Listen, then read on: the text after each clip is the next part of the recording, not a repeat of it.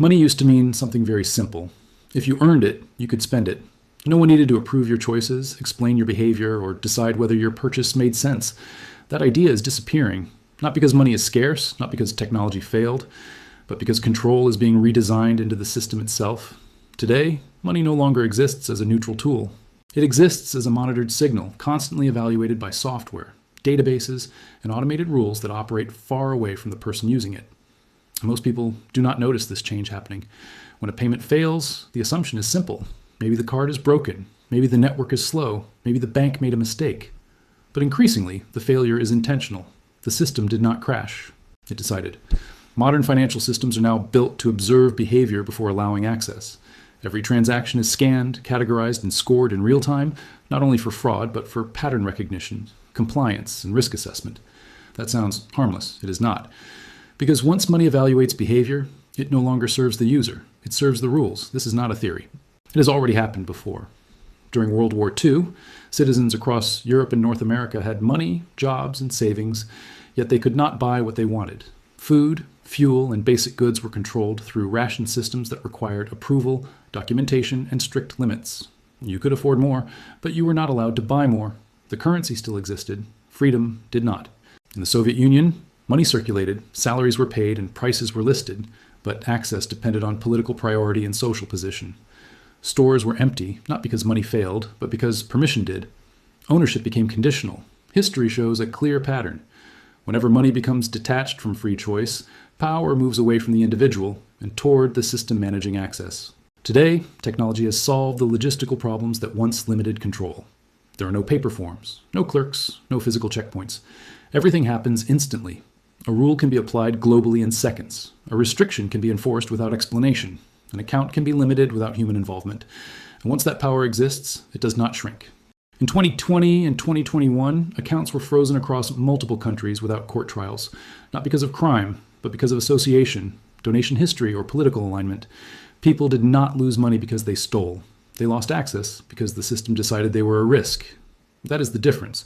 The shift is not about theft, it is about permission. Digital money allows conditions to be attached invisibly, where it can go, when it can move, what it can buy, who can receive it. Cash never had conditions. Digital systems always do. Once money becomes programmable, rules are no longer suggestions. They are enforced automatically. And automatic enforcement does not ask questions. It does not listen. It does not explain itself. The most dangerous part is not that the system exists. It is that people accept it willingly. They trade freedom for convenience, speed, security, efficiency. Every time a new restriction is justified as protection, the system grows stronger and the individual becomes smaller. By the time permission replaces ownership completely, there is no dramatic collapse, no warning moment, no clear line where freedom disappears. It simply stops responding. And most people will not realize what they lost until they try to spend money and hear nothing back. The system did not begin as control. It began as protection. Fraud prevention was the excuse. Stopping crime was the justification. Efficiency was the selling point. And at first, it made sense. Banks needed a way to stop stolen cards. Governments needed a way to prevent money laundering. Institutions needed a way to track illegal flows. So rules were added. If a transaction looked unusual, it was flagged. If spending patterns changed suddenly, access was delayed. If the algorithm felt uncertain, it stopped the payment. People accepted this because the intent sounded reasonable. But systems never stop at intent. They evolve toward power. Once behavior tracking existed, it expanded quietly. Fraud detection became risk scoring. Risk scoring became compliance monitoring. Compliance monitoring became behavioral evaluation. This is not speculation. It is documented. Modern banks already assign internal risk profiles to customers. These profiles are not public. They are not transparent. And they are not negotiable. They factor in where you spend money, who you send it to, how often you move it, what categories you interact with. Over time, these signals build a picture of you. Not as a person, as a data profile. And once you become a profile, you become manageable. In 2014, Cyprus froze bank deposits overnight to stabilize its financial system. People woke up with access limited, withdrawals capped, and savings partially confiscated. The money was still there, but permission was gone. In India, demonetization erased the value of most physical cash overnight in 2016. Millions were forced into digital systems instantly, regardless of readiness or consent. The explanation was corruption. The result was dependence. More recently, payment processors and platforms began restricting categories of spending, not because of illegality, but because of policy decisions. Certain businesses became unbankable, Certain causes became untouchable. Certain transactions became unacceptable, not by law, by system design. This is the critical shift. When control moves from legislation to infrastructure, resistance becomes impossible. You can protest a law, you cannot argue with an algorithm. Once spending decisions are automated, enforcement becomes invisible. There is no officer to confront, no manager to appeal to, no office to visit.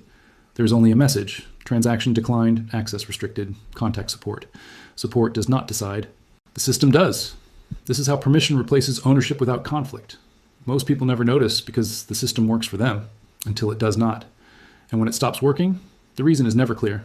The explanation is always vague. The delay is always indefinite. That uncertainty is not a bug, it is a feature. Uncertainty teaches compliance. People adapt their behavior to avoid friction. They change spending habits. They avoid flagged categories. They self-censor, not because they were ordered to, because the system trained them to. History shows this pattern clearly. In East Germany, surveillance did not rely on constant punishment. It relied on uncertainty. People did not know who was watching, so they behaved as if everyone was. Permission systems work the same way. You do not need to block everyone. You only need to block a few. The rest will adjust automatically. Once money becomes conditional, behavior follows rules silently. And the most important rule is this: the system never needs to explain itself. Once a system begins deciding what is acceptable behavior, it never returns power voluntarily. History is clear on this. Emergency controls become permanent infrastructure. Temporary restrictions become normal operations. Exceptional measures become everyday policy. This has happened repeatedly. After the Great Depression, capital controls introduced as emergency protections lasted decades in many countries. In Britain, strict limits on currency movement remained until the late 1970s, long after the crisis ended. The crisis passed. The control stayed. The same pattern followed every major financial shock. In times of instability, systems are built quickly. In times of stability, they are never dismantled. That is because control is efficient. Permission systems reduce unpredictability. They centralize decision-making. They eliminate risk for the institution running them. And once an institution tastes that level of control, it does not forget. Today, programmable money is presented as progress. Smart payments, targeted stimulus, automatic compliance, optimized economies.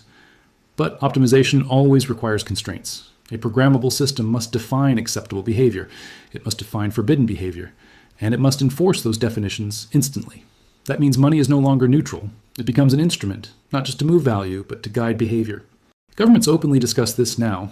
Central bank digital currencies are designed with built-in controls, spending limits, expiration dates, category restrictions, money that can expire, money that can be disabled, money that can refuse certain purchases.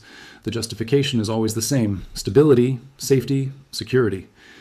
But stability enforced through permission is not freedom. It is compliance. Once your ability to transact depends on alignment, dissent becomes expensive. People do not need to be arrested. They only need to be restricted. Travel can be limited, purchases delayed, access slowed. Life becomes inconvenient for those who fall outside acceptable parameters. And most people will never resist. They will adapt. They will change habits. They will avoid risk. They will stay within invisible boundaries, not because they were told to, because the system rewarded compliance and punished deviation. This is the quiet power of permission economies. No force, no violence, no confrontation, just friction. And friction shapes behavior better than fear ever could. The most dangerous moment is not when money is taken away. It is when money still exists, but only works if you behave correctly. Because at that point, resistance feels irrational. Why risk access? And why invite trouble? Why stand out? That is how freedom disappears without resistance. Not with a ban, not with a law, but with a denied transaction. If you want to understand how power really works in the modern world, do not watch politics. Watch money. Watch who controls access. Watch who sets the rules. Watch how permission replaces ownership quietly.